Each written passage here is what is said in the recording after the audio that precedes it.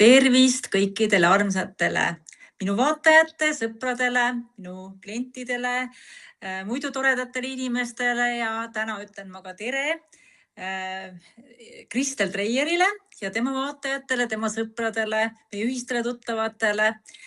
Ja mul on täna väga suur rõõm näha ja rääkida siin minu väikeses taskuhäälingus või podcastis Kristeliga. Meie podcast siis kannab nimetust Elu enne ja pärast Indiat ja Kristel on siis üks vana kala seal Indias käimisel juba ja Kristel on käinud Indias juba, ma ei teagi mitu korda, kohe hakkab Kristel sellest rääkima.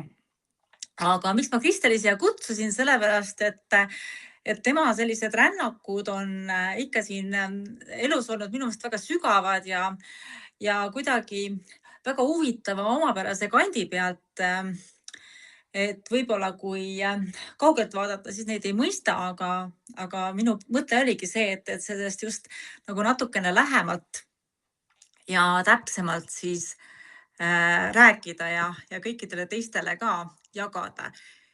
Tere, Kristel! Tere Aet ja tere kõigile, kes iganes seda vaatavad, aitäh sulle selle sissejuhatuse eest ja nii äge on olla siin, sest ma pean ütlema ausalt, et ma ei ole vist kunagi, ma olen hästi palju igal pool esinenud, aga mul ei ole kunagi olnud teemaks nagu India minu elus. Nii et ma tegelikult pole sellest väga niimoodi avalikult kuskil rääkinud. Ja ka sa tead, see on hästi huvitav, et kõik need inimesed, keda ma siia olen kutsunud, et osad inimesed on, kes ei armastagi kuskil rääkida ja nad ütlevad, et ma kunagi hiljem tulen. Aga need, kes on kõik nõusse jäänud ja on hea meelega tulnud, nendel on alati see, et vau, ma tahan küll Indiast rääkida, et see on nii äge, et sellest ei saa ju mitte kuskil rääkida muidu. Nii et ma olen täiesti õnnelik oma sellise erakordse idee üle.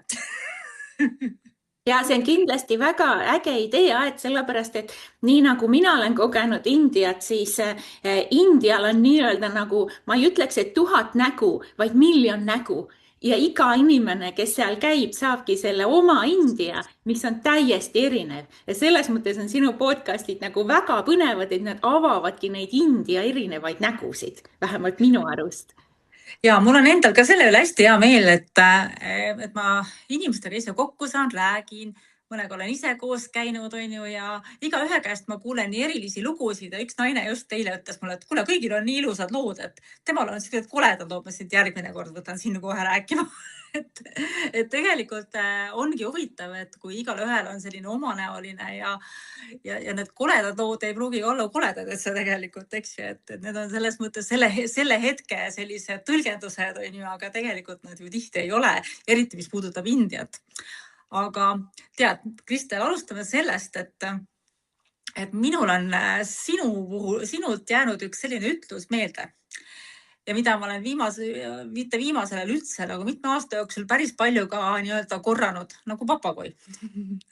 Ja seda oled öelnud sina, et Indias läheb täpselt nii hästi, kui hea on sinu karma. Mida sa selle all mõtlesid? Mida sina selle all mõtlesid? Ja see on väga hea lause. Ma pigem mõtlesin selle karma all, ma arvan seda, et kui heas kohas sa parasjagu nii-öelda omadega oled, vaimselt. Ja minu sellised India rännakud ongi, esimene India rännak oli nagu teistest väga erinev, ma võin seda kohe jagada, aga üldiselt nad on olnud sellised hästi vaimsed ja raputavad. Ja ma võin tõesti öelda, et India annab sulle kohe teada, kus kohas sa omadega oled. Et kui nagu sa mujal kusagil Eestis olles või oma elu elades sa petad ennast ära, et tegelikult mul on ju kõik hästi, et nagu vaikselt niimoodi lükkad mingid ebamugavused vaiba alla mõttes. Vaata, Indias ei saa. India tõmbab nagu kõik selle välja, mida sa oled siiani nagu enda eest ka peitnud. See on minu vähemalt selline. Ja tõesti, Indias läheb sul nii hästi, milline on su karma parasjagu. Ja karma siis selles mõttes, et karma mitte kui mingite pikkade eelmiste elurännakute nagu tulem hingena, vaid pigem nende nagu lihtsate siinse elu tegude tulem. Et mida sa oled nagu teinud oma eluga? ja ma olen absoluutselt nõus sinuga, sellepärast et ma olen alati tähele seda pannud, et kui on endal hea olla, ise oled heas kohas, siis keegi ei taha sind petta, keegi ei taha sinu nahku üle kõrvade tõmmata.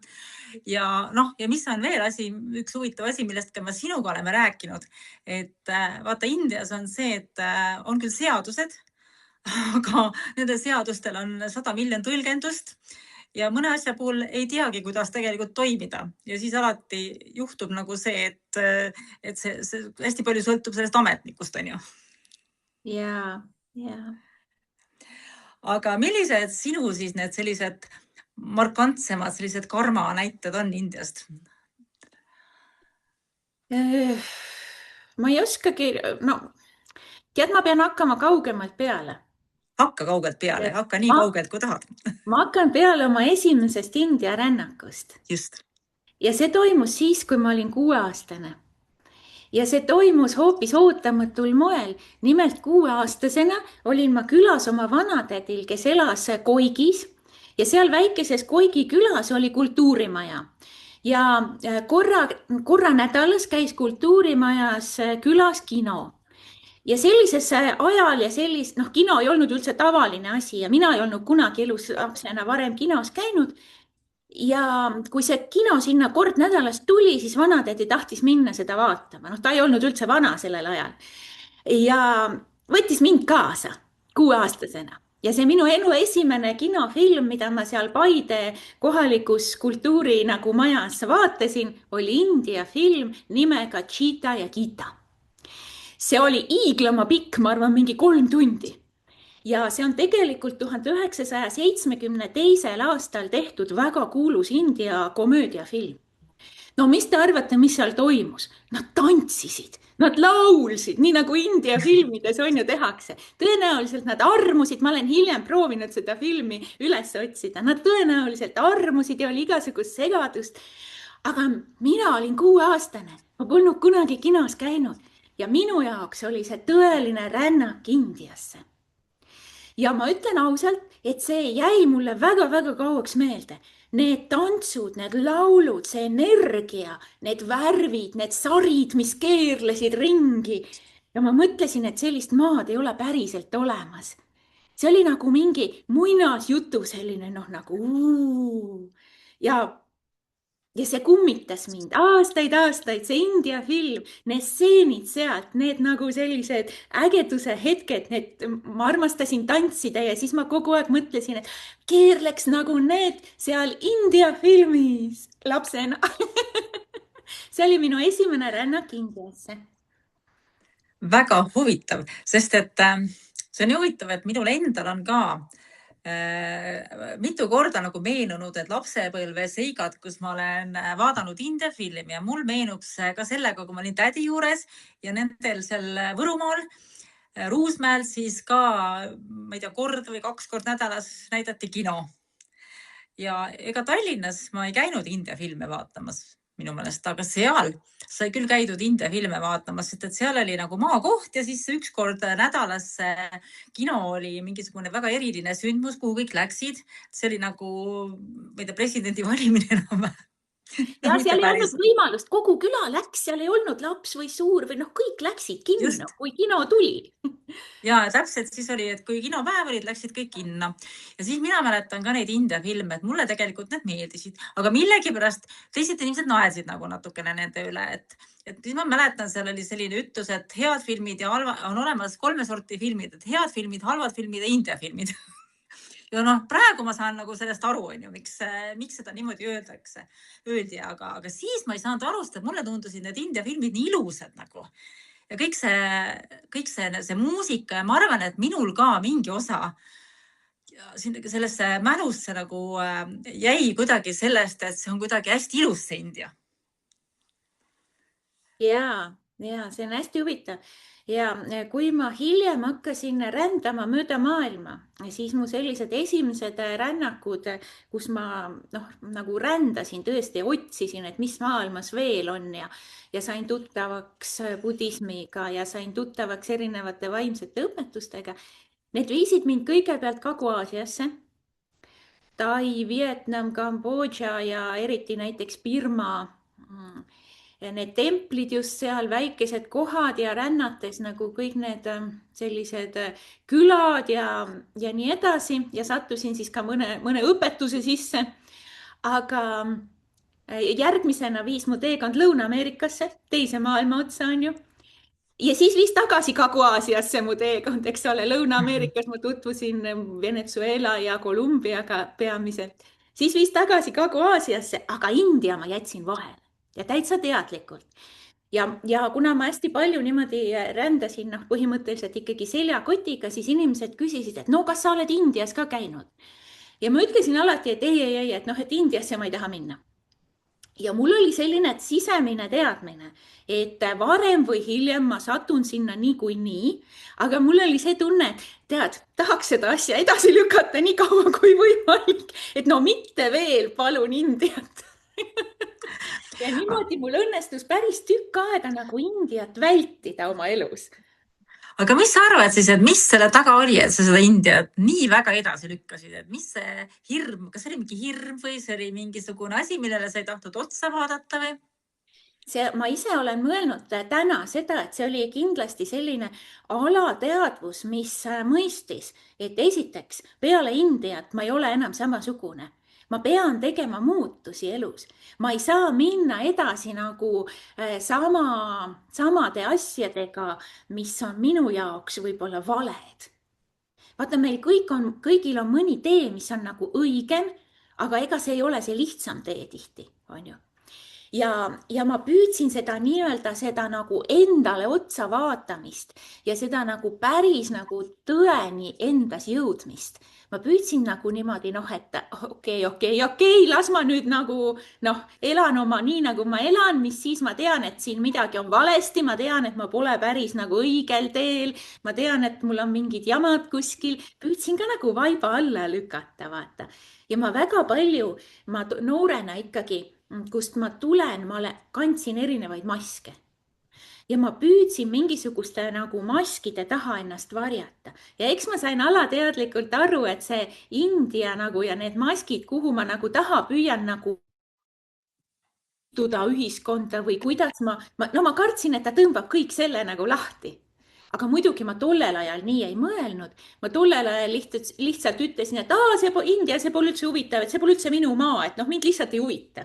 Et nii nagu me vahel ütleme selleks, et mitte nagu öelda seda, et pagan, ma kardan, et ta nagu toob must kogu selle tõe ja päris asja mingi üles. Ma pean millegiga tegelema, mis on väga ebamugav.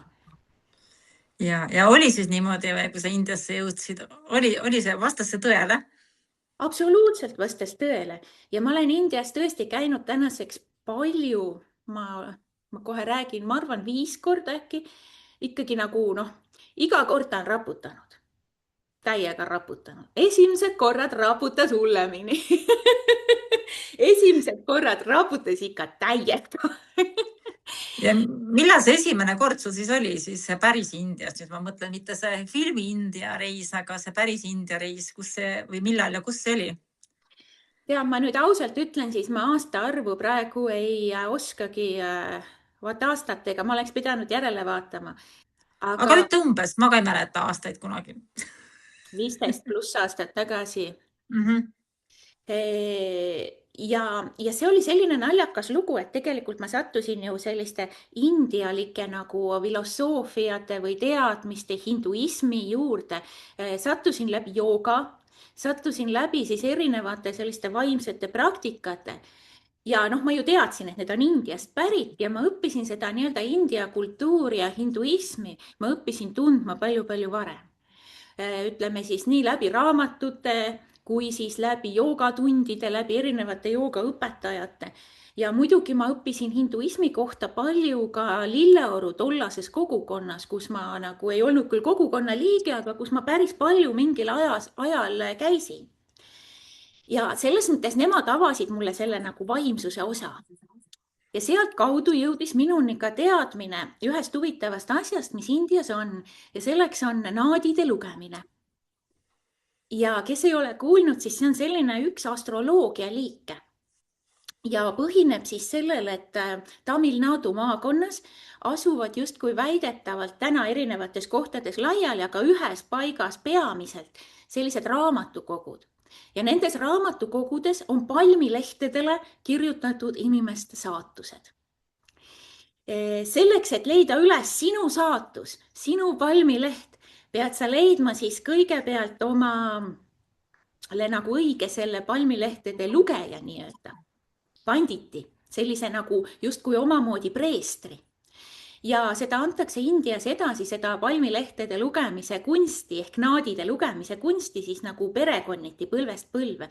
Ja neil on väga põnev ajalugu, kuidas nad näiteks seda naadide lugemise kunsti ja neid palmilehti India okupatsiooni ajal, kuidas nad siis peitsid neid näiteks, sest see oli keelatud.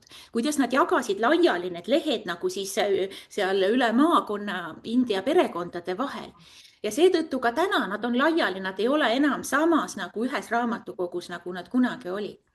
Ja selle mõte on see, et kunagi on olnud targad mehed, siis sidad, Agastya nimeline sida konkreetselt siis, kes on kirja pannud palmilehtedele vanas sanskriti keeles või siis vanades teistes keeltes, on erinevaid versioone.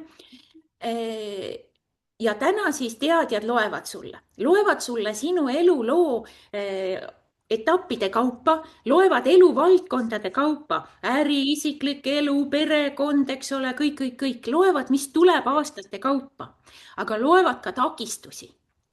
Ja selle üks võib-olla nagu kõige, ütleme lihtsamini sõnastatud nagu põhimõte on see, et sinu sünnihetkel olid planeedid teatud seisus, eks ole, universumis. Ja see, missugune nagu planeetide seis oli sinu sünnihetkel, mõjutab kogu sinu elu ja sellest lähtuvalt kujuneb su elu. Osad planeedid olid pingeseisus ja nemad annavad sulle justkui nagu pinged või halvad mõjutused kaasa. Teised olid nagu paremas seisus, need toetavad sind rohkem, eks ole. Ja see on tohutult nagu põnev omamoodi süsteem. Aga ma korra küsin su käest, aga kust, et meie kuulaja nüüd ka saaks aru, et kust nad siis ikkagi teavad, et sina just näiteks mingi mitusada aastat või mitu tuhat aastat hiljem tuled oma seda sünnikuupäeva siia küsima ja kus see info niimoodi siis nagu tuleb, et maailmas on inimesi tohutult palju, kes siis igaühe jaoks on üks oma leht või? Põhimõtteliselt nagu pakklehti. Ja see pakklehti ei ole kõigile inimestele, on valitutele olemas leht.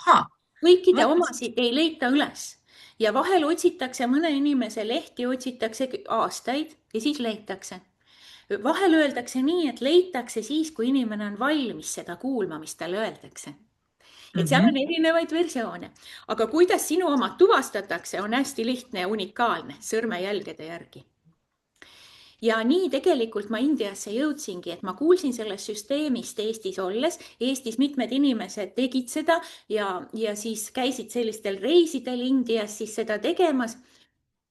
Ja minul oli tollel ajal väga keeruline eluperiood. Ma olin sügavas depressioonis olnud, mul oli eelmine elu nii-öelda kõik ära kukkunud. Mu äri, mu töö, mu eelmine elukaaslane, kõik oli kukkunud puruks. Ma olin sügavas depressioonis ja ma ei teadnud, mida oma eluga peale hakata. Ja ma otsisin, et mis on siis see minu jaoks. Et kes on see õige mees mulle, milline on see õige nagu äri mulle, missugune on see õige nii-öelda suund mulle. Ma natuke nagu olin iga asjaga tegelenud või nagu midagi oli õhus, aga kuidagi see segadus minus oli tohutult suur. Ja ma üldse ei poolda seda, et küsida kuskilt väljaspoolt selliseid asju. Ma olen täna siiralt veendunud, et meil kõigil on need teadmised olemas, aga ma olin nii halvas emotsionaalses ja vaimses seisus. Ma olin nii maad ligi, et ma endas ei kuulnud ühtegi vastust. Ma olin nagu täitsa nagu inimene on siis, kui ta on sellis pimedas hingeöö nagu perioodis. Ja ma olen tegelikult täitsa nõus sinuga, et meie sees on kõik vastused olemas muidu ja me teame neid ise suurepäraselt, aga mingites eluetappides nagu kui ongi just see lagunemine ja kõik see nagu sina ütlesid, et sulle äri ja suhted ja kõik asjad lagunesid ja midagi ei tea ja ma tean seda, ma olen ka sellises seisus olnud ja see on selles mõttes sihuke huvitav seis, et ütleme niimoodi, et mul on mõnes mõttes see seis praegu. Et ma ei saa aru, kus ma olen, mis ma teen, on ju. Et siis kõik, kes meid kuulevad, ka teavad. Et ja see on huvitav. Et ma ei saa öelda, et ma läksin mingis tohutus depressioonis, aga ma olen sellises natuke teadmatuses.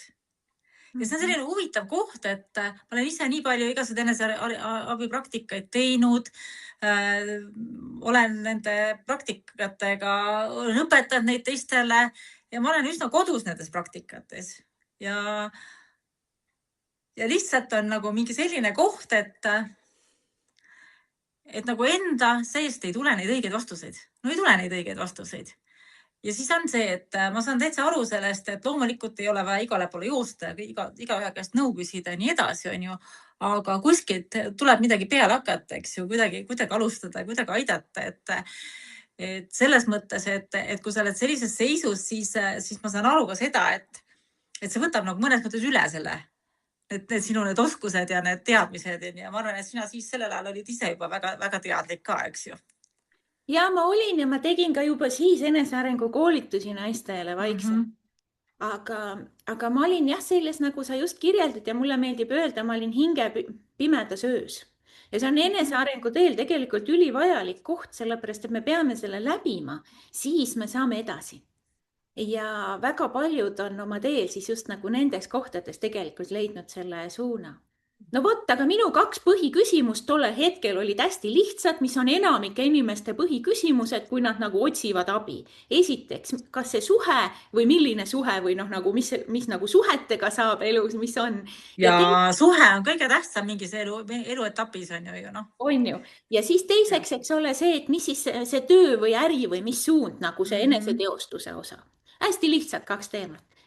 Ja kuna ma kuulsin sellest naadide lugemisest ja mulle seda soovitati ja siis ma nagu valgul mõtlesin väga imelikult selle kohta, aga siis tõi elu mulle täiesti juhuslikult ühe hindu, kes just sellist teenust pakkus, et ta tõlgib siis ja korraldab neid palverännakuid Indiasse, kus saab siis leida need oma naadide, need palmilehed, saab selle nagu tõlkimise abi, et siis sa saad selle info nagu inglise keelde mõistetavalt.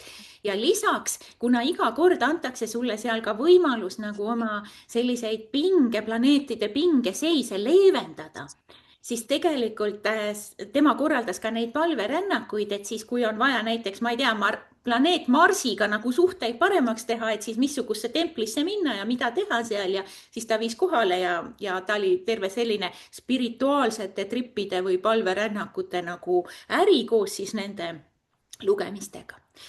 Ja Skype'i vahendusel tollal veel ei olnud popimaid asju. Mina siis selle naadide lugemise tegin, saatsin oma sõrmejäljed ja kõik muud nagu asjad ja nad hakkasid siis küsimuste järgi tuvastama, et kas need on ikka minu palmilehed, küsides näiteks, et kas su ema nimi on see, kas su isa nimi on see, kas su venna nimi on see. Lugedes erinevaid lehti ette. See oli väga põnev protsess ja kui ma algul ei uskunud mitte midagi, siis peale seda, kui mu käest küsiti, et kas su ema nimi on Vaike ja kas su isa nimi on Väino, siis ma olin nagu, et vau, need on Eesti nimed, eks ole, mitte hindu nimed. Ja see tundub täiesti uskumatu tegelikult, eks ju, et nad midagi sellist võivad üldse teada või uskuda, see tundub nagu täiesti normaalsele mõistusele, täiesti seletamatu asi. Ja kui täna võib lugeda sealt geni kuskilt nagu neid nimesid, siis tollel ajal veel seda süsteemi ei olnud. Ja kuna mul ei ole ka isaga olnud mitte mingisugust suhet, siis ma ei ole mitte kusagil oma isa nime näiteks kasutanud, ega ma ei ole mingil moel oma isa nimega olnud seotud mitte ühegil nagu moel. Mitte keegi tegelikult ei tea peale mu sünnitunnistuse ja peale mu ema ei teadnud mu isa nime. Kuule, aga tänapäeval sa pead India viisasse kirjutama oma isa nime. Ja, aga siis ma ei olnud veel Indias käinud. Ja. Aga India viisasse muideks peab kirjutama oma isa nime, ema nime, ma ei tea, võib-olla peab ma olin sellel hetkel olin alles Eestis ja tegin selle Skype'i vahendusel niimoodi. Ja sain siis sealt oma esimesed sellised teadmised oma järgmiste eluaastate ja oma elus oluliste teemade kohta. Ja loomulikult ma sain teada, et mul on nagu väga hullud võimalused elus. kõik on väga hull ja selleks, et seda seisu parandada, pean ma tegema siis X arvu asju. ja noh, see oli terve süsteem.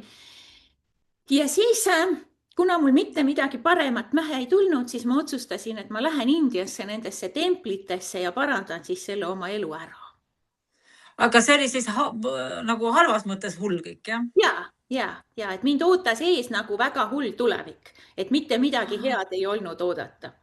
ja selleks, et seda nagu parandada, pidin ma siis tegema teatud templites teatud sellised tseremooniad või putšad justkui, eks ole. või siis tegema teatud annetused teatud kohtades või mida iganes siis. ja nii ma siis sõitsin Indiasse esimest korda päriselt kohale. aga kas sa päriselt ka uskusid, et see võib sind aidata või siis sa lihtsalt mõtlesid, et mul pole mitte midagi muud teha, et ma lihtsalt lähen, onju? mul oli tollel hetkel täiesti ükskõik kõigest. mul oli nagu selline hetk, kus mul, see hingeb imeöö, kus sul on põhimõtteliselt, sa nagu ei usu ega mitte usu mitte millegisse, sul pole jõudu. sa lihtsalt mõtled, et mul jumala pohhui kõigest, aga miks siis mitte teha seda nagu? ja nii ma sinna läksin ja minu tollane kaaslane, kes minuga kaasa tuli ilmselt sellepärast kaasa, et ta arvas, et siis ma olin palju blondim veel ja palju noorem, et nagu üksinda, ma oleks muidu üksi läinud, aga tema arvas, et ta mind üksi ei lase ja tema oli varem Indias käinud ja siis ta arvas, et turvalisuse mõttes ilmselt või ta tahtis ise ka Indiasse tagasi minna, et igal juhul päris üksi ma ei läinud. ja kohalik siis hindu, see siis, kellega mul oli kokku lepitud, ootas mind kenasti ja ta oli äärmiselt meeldiv härrasmees ja ta korraldas mulle siis äärmiselt meeldiva tripi, kus ta tõesti hoidis mind, ma olen hiljem temaga veel palju suhelnud ja teinud koostööd, hoidis mind nagu oma tütart põhimõtteliselt. et Indias üldiselt naised on nagu sellised, keda ikkagi nagu hoitakse, kas nagu naisi või tütreid, et Indias on see kultuuriline nagu omapära päris oluline. ja nii ma siis selle templite ringi Tamil Nadus läbi tegin, 3 tihedat päeva oli see vist ja peale seda läksime siis niisama avastama ringi. ja sellel templite tripil juhtus 2 olulist asja, mis muutsid täielikult minu elu. no nii, nüüd on see põnev moment nagu see, et ja siis tuli kuri hunt muinasjutus lastele, on ju, et aga mis need 2 põnevat asja siis on? ja, et minu jaoks ei olnud nagu India mingi selline šokk, et et nagu lehmad või räpane või ma ju olen nagu palju lugenud ja nagu ikkagi mujal olin palju rännanud ja reisinud, et ma olin nagu selleks kõigeks ette valmistunud ja see oli nagu okei ja liiklus ja kõik need kultuurilised asjad olid okeid. loomulikult ma panin kohalikud riided selga, et templitesse sisse saada ja ma teadsin juba eelnevalt, et mis templis nagu tehakse ja see tundus mulle nagu hästi loomulik. aga 2 asja, mis mind šokeerisid ja mis mu elu muutsid, oli esiteks see, et mulle öeldi, et ma saan siis veel ühe lisapalmilehe lugemise, mida varem ei olnud leitud ja mis siis lubati mulle ette lugeda alles peale seda, kui ma olin oma templitripi ära teinud. ja sellel lisapalmilehel oli kirjas juhis minu spirituaalseks õpetaja teekonnaks edaspidiseks. ja mina ei pidanud sellel ajal ennast üldse mingiks spirituaalseks õpetajaks või üldse mingiks ma tegin küll naistele sündmusi, aga see oli pigem nagu pigem motivatsiooni või koolitaja või inspiratsiooni nagu enda jaoks sõnastatuna. ja seal oli siis kirjas otsesõnu, et minu jaoks on olemas hästi konkreetne nagu teekond, hästi konkreetsed juhised ja nende saamiseks ma pean minema kohta nimega Auroville, elama seal ashramis kauem ja tutvuma ema ehk siis the mother inglise keeles õpetustega. ja sealt saan ma siis täpse juhise oma spirituaalseks ja edasiseks eluks ja vaimse õpetaja teel olemiseks. ja kas sa siis läksid samal reisil sinna Aurovilli või läksid sa järgmisel või? see oli hästi huvitav, et mina ei teadnud sellest Aurovillast absoluutselt mitte midagi, see oli mulle täiesti võõras nimi. ja ma nagu guugeldasin seda siis muidugi alustuseks. ja see tundus nagu mingi, miks mitte, huvitav koht. ma ei mäleta praegu, kas ma läksin samal reisil või ma läksin järgmisel reisil. mul tõesti on need reisid natuke segamini. igal juhul ma läksin sinna. Mhm. Ja ma ei läinud esimene kord sinna üldse mingi kauemaks nagu niimoodi elama või nagu öeldi, et sa pead seal kauem olema. Seda nagu toonitati. Aga ma läksin korraks ja seal on külastuskeskus ja poekesed ja kohvikud ja no nagu ikka turistidele nagu näidatakse. Ilusad kleidid mõnes kohas on ju ja noh, nii Ja, edasi. ja ma käisin seal ringi ja huvitaval kombel me juhtusime istuma ühes kohvikus siis minu tollase kaaslasega koos, kui ma arvan, et samasse lauda tuli või meil oli eelnevalt see kokku lepitud kuidagi, ma ei mäleta, võib-olla oli see läbi tema, minu kaaslase kokku lepitud kohtumine. Igal juhul me istusime seal kohvikus koos ühe kohaliku naisega, kes elas seal ashramis juba ammu ja me hakkasime temaga rääkima. Ja sellest vestlusest sündis Eesti ja India vaheline kultuurikoostöö, mille raames ma 2 aasta pärast, siis 2 aastat peale seda, 2 aastat võttis ettevalmistusaeg, läksin siis Indiasse tagasi sinna samma Aurovillasse ja läksin siis osalema kaasprodutsendina projektis, kus Eesti lavastaja lavastas Aurovilles Tuglase Popi ja Uhuu ainetel visuaallavastuse. Näitlejad olid Indiast ja Soomest, kunstnik oli Itaaliast ja seal oli veel rahvusvahelises projektis ilmselt assistent oli Saksamaalt ja peaprodutsent oli siis seesama naine, kes seal Aurovilles tegelikult, keda me kohtasime, Jill, imeline 65 või 70 pluss aastat vana hallipäine proua, kes kunagi on olnud Ameerikas tantsijanna ja lavastaja ja elanud alates 60-ndatest Indias. Ja kes oli siis selle kohaliku ashrami teatri nagu eestvedaja ja selle projekti puhul peaprodutsent. Ja niimoodi ma siis sattusin 2 aastat hiljem tõesti pikemaks sinna Aurovillasse, sest meie projekt kestis kokku vist ligi 3 kuud seal, mis ma siis elasin seal ja töötasin siis selle raames kaasprodutsendina selles samas ashramis. Ei no väga huvitav, see on küll nagu, tundub nagu muinasjutt täiesti, et seda ei usugi, aga nii huvitav, kui see on, et tegelikult meil elus sellised ahaa ja üllatusmomendid tulevad ikka siis, kui me neid ei oota, et eks need juhtuvad siis, kui me mitte mingil moel seda enam ei oota, kui meil on kõikidest asjast täiesti kõriauguni ja täitsa ükskõik on kõikidest asjadest, et siis hakkavad sellised huvitavad asjad juhtuma, et me ei tea. Aga kuidas siis seal Aurovillis, sa läksid siis sinna Aurovillasse ja kas sellel ajal oli see meditatsioonikuppel Matri Mandir oli seal juba olemas või ei olnud või? Matri Mandir on tegelikult ehitust alustati 60-ndate lõpus ja ta on jah 80-ndatest alates täitsa olemas olnud. Et ja seal ma siis korduvalt ka käisin. Ma olen ka hiljem nüüd käinud korra lihtsalt külas veel seal, sest et Matri Mandir täitsa oli olemas. Et kuidas kas ta oli sama, ma mõtlen pigem nagu seda, kas ta oli sama sellises sest praegu ta on ikka hästi uhkeks eest ehitatud ja kõiksugused need meditatsioonitoad seal ja kas ta oli samasugune siis või on sinna palju?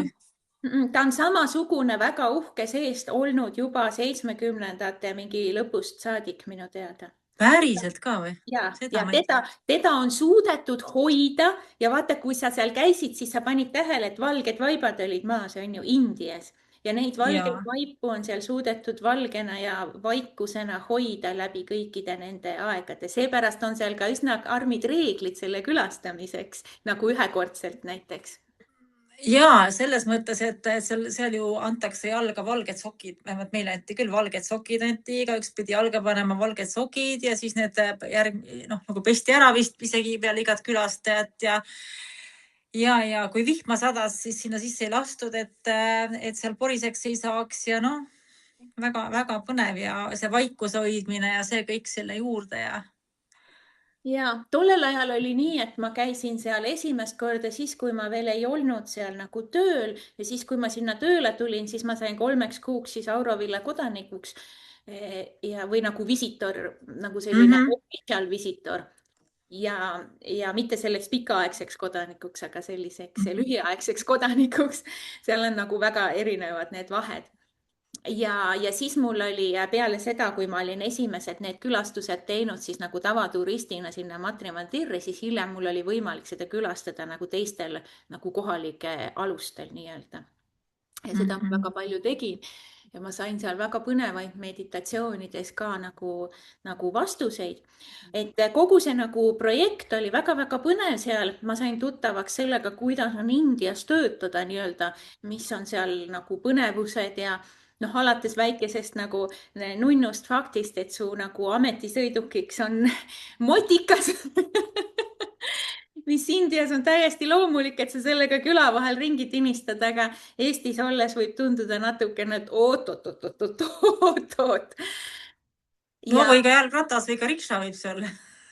Nojah, ühesõnaga produtsendina minu ametisõiduk oli siis vastavas projektis oli see sisse kirjutatud, et produtsendil on ametisõiduk. Ameti see motikas. Jah, ametimotikas. Väga põnev. Ja, et seal oli väga palju nagu põnevat selle käigus ja mis selle käigus tegelikult veel juhtus, oli 2 asja. Esiteks näiteks, jah, ma tutvusin ka nende kohaliku siis sellise nagu filosoofiaga. Selle ashrami asutajad on siis, või õigemini kelle õpetustes see on loodud, on siis Sri Aurobindo, kes oli hindu ja ema ehk Sri Mother, kes oli prantslanna. Ja nemad siis koos omal ajal siis lõid sellise vaimse kogukonna ja see on siis tänaseni seal sellisel kujul eksisteerib ja on edasi arendatud. Ja selle filosoofiaga ma tõesti tutvusin väga. Integraaljooga on selle nimi, mida siis Sri Aurobindo on välja töötanud ja väga põhjalikke teoseid kirjutanud, näiteks hingerännakutest kirjeldanud ära, kuidas meie hing liigub ja nii edasi ja nii edasi. Aga võib-olla, mis sealt nagu hästi, ma sain seal väga palju nagu erinevaid tõesti selliseid vaimseid, ütleme nagu valgustusi või kogemusi nagu läbi kogemuste taipamisi olulisi. Minu vaimne maailmavaade avardus ja avanes nagu oluliselt. Aga mis see nagu teine võib-olla praktilisemad asjad olid? Esiteks nüüd, palju aastaid hiljem, see oli paar aastat tagasi vist, andsin ma välja koostöös Kirna mõisaga sellise tulbikalendri, kus on igal leheküljel on üks pilt nende tulbi sellest aiast, mis on kuulus Eestis, mis on tehtud siis osalejate poolt, ehk siis oli konkurss ja lisaks on lille sõnum. Ja see kalender tegelikult minu nagu peas sündis tollasel Indias oleku ajal. Sellepärast, et ema on kirjutanud teose lillede vaimsed sõnumid või midagi sellist ja ütleb, et lillede ilu on jumalikud sõnumid sulle nagu universumist. Põhimõtteliselt. Mina tean ka seda, et tema on nagu sellise lause ka öelnud, et ei tea, kas see on tema lause, aga igal juhul tema suust ma seda kuulsin, et lilled on jumala palved. Just ja ta on väga palju lillede kohta, tal on paksud teosed lillede kohta, aga mul on ka kodus üks tema lillede, kas mingi raamat on minu meelest. Ja üks tee on seal siis selline, kus on raiutud kividesse tee ääres siis lillede pildid ja iga selle lille pildi juurde mingi väike nagu sõnum või selline positiivne lause. Ja see tee, ma käisin iga päev seda pidi. Ja see jäi mulle nagu väga nagu hinge ja ma kogu aeg teadsin, et ma pean looma lillede sõnumeid. ja looma neid eesti keeles, eks ole, eesti lilledele. Ja siis palju-palju aastaid hiljem siis realiseerus see tegelikult selle Kirna mõisa tulbikalendrina, et Kirna mõisas peaks see vist saadaval olema või raamatupoodides siiamaani, et meie koostööprojektina. Et selline üks asi, mis siis sündis sõna otseses mõttes Indias, kuigi ta väljund nagu palju-palju aastaid hiljem, 10 aastat hiljem pluss nagu jõudis Eestis nagu päris füüsilisse vormi. Aga eks need asjad ongi niimoodi minu meelest elus, et mõned asjad realiseeruvadki, ma ei tea, mitte kümnete aastate pärast, et eks see India on ka üks selline koht minu meelest, kus õppida seda kannatlikkust ja seda sellist ärevuseta ootamist minu meelest. jah, ma ei oskagi öelda, igal juhul see aeg, kui ma seal Indias olin, oli minu jaoks selline noh, iga kord ma olen saanud mingi raputuse Indias, aga see, kui ma olin see 3 kuud seal ja töötasin seal, loomulikult see raputus oli kõige võimsam. ehk siis ma no kukkusin täielikult puruks. pärast või enne või? ikka sealoleku ajal. Eestis kukkusid sealoleku ajal puruks või? ei, siis kui ma seal Indias töötasin, seal Aurovilles ja seda nagu kaasprodutsendina tegutsesin. ahhaa, kukkusid täiesti puruks? jah, vaimselt ja füüsiliselt. no jaa, mis see siis nüüd tähendab? Räägi teistele ka. ma, selle projektiga kaasnes üks huvitav asi veel. See oli siis 2 riigi vaheline kultuurikoostöö raames. Tollal ma siis olin produtsendiks Polügon teatris, mille kaudu ma siis seal tegutsesin ja ma produtseerisin kultuurisündmusi ka Eestis ja mujal. ja sinna minnes kaasnes sellega filmiprojekt. Filmiprojekt ehk siis tehti dokumentaalfilmi sellest, kuidas Eesti lavastaja teeb siis seal India keskkonnas täiesti teistsuguste nagu võimaluste ja teistsuguste asjade keskel täiesti teistsugust lavastust. Ja mina olin siis sellega kaasas ja tahes-tahtmata olin ma selle filmi siis nagu osaline. Ja see tähendas, dokumentaalfilm tähendab seda, et sulle pannakse hommikul mikker külge ja päev otsa kõnnib sul kaamera kõrval. Ja kõik, ja sa oled andnud põhimõtteliselt allkirja, et kõik, mida sinust salvestatakse, sa lubad seda kasutada. Ma ütlen kohe, et seda filmi ei sündinud, sellepärast et teises rahastamise etapis see läks nii-öelda tootmisest maha ja seda ei ole siiamaani siis edasi arendatud. Aga filmimise ajal me seda ei teadnud, et see rahastamine edasi ei lähe.